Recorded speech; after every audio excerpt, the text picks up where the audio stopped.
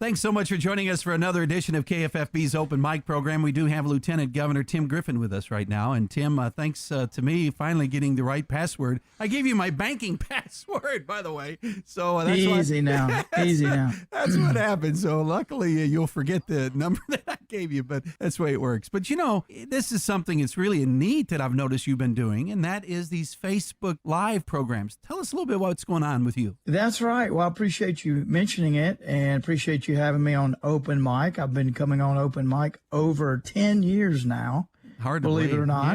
Yeah. But so every Thursday night for the last 4 weeks, and this week will be our 5th week, we've been holding Facebook Live town halls. We're also showing those streaming on YouTube. And we've had some really interesting guests, and we've talked about the pandemic and how we can keep ourselves safe, how we can keep others safe. So we've had 3 physicians. So the first week we had one of the epidemiologists from the Department of Health, and she talked a lot about safety and the virus and how it spreads and those sorts of things. And then the second week, we had the Chancellor of the University of Arkansas for Medical Sciences, Dr. Cam Patterson. He's real involved with the governor, and he talked a lot about what they're seeing in the hospitals. And each week, we've talked about how we can keep safe and others safe. The third week, we turned to economics and the economic impact, because a lot of businesses are being impacted negatively. They're hurting as a result of this. So we had our Arkansas Secretary of Commerce, Mike Preston, on the third time. And then last week, we had Dr. Greg Bledsoe, who is the Surgeon General for Arkansas. And we talked a lot about the addition of masks to the recommendations that people are getting. There's been a lot of back and forth on that. And we talked just about what we're seeing at this stage of the game in terms of the spread and how we're doing as a state. This week, we will have Congressman French Hill, the gentleman that took my place when I left Congress, Congressman French Hill, my congressman. And each week, we may hold them at a different time at some point, but so far, every one of them been Thursday at 6 p.m., and we'll be having one this week. So if you're wondering what are some of the takeaways? Well, first of all, I think I would say on the health front, after talking with all of these physicians about the guidance and what we're all supposed to be doing, and, you've heard it 1,000 times, but it really is true that the severity of this pandemic, the duration of this pandemic, it really depends upon the actions or inactions of millions of individuals. And it's our individual decisions. And so Arkansans are doing a great job following the guidance. I know I am the best of my ability, and I've got 3 young kids and my wife, and we're following the guidance. And so I think, too, that we're beating the expectations. We're beating sort of where the numbers could have been. So that's been encouraging.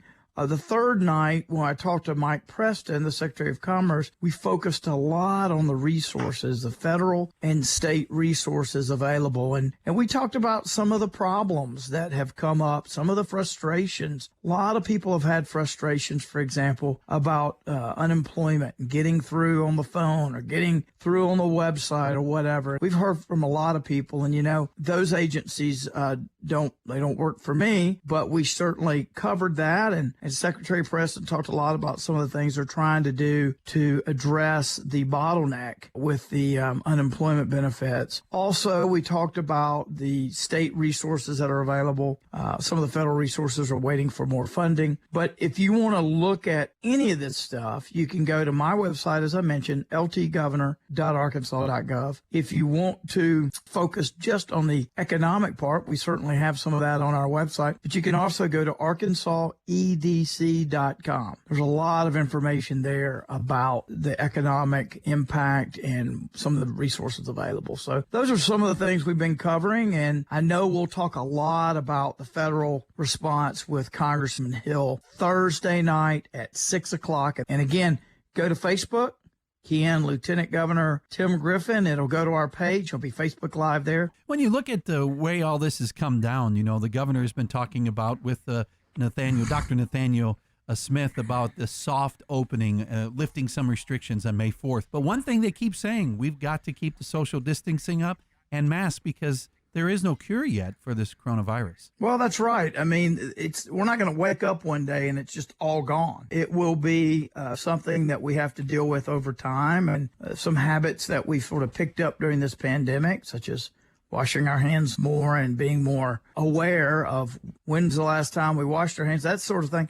I think some of those habits will carry over. I will tell you that if you ever visit Asia, you will see that it is very common there for people who even have a cold to wear a mask, because it's part of their culture to, if you're sick or have a cold or sneezing or whatever, a lot allergies, you wear a mask. It's a way of saying, hey, I don't want to get anybody else sick. So I think there's some aspects of this that will stick with us for a while, but some of them aren't such a bad thing. I'm trying to get my kids to wash their hands for a long time, and now we're finally making progress on that front. But it boils down to our individual conduct. Absolutely. Now, one other thing we got to talk about, being at home, I know that you've been appointed man for your family to go to the grocery store and trying to limit the exposure to your children and your wife.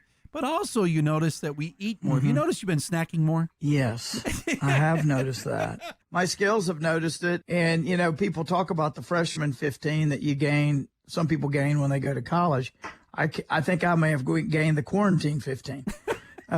Here's something you got to notice. I don't know if you look at the labels, but I've been snacking a lot. And I don't know if you ever had those pretzels with peanut butter in the middle. Have you ever had those? Yeah, I have had them. Well, did you know only 10 of those, it's 140 calories if you eat 10? Have you ever just ate 10 of those things? I've tried it.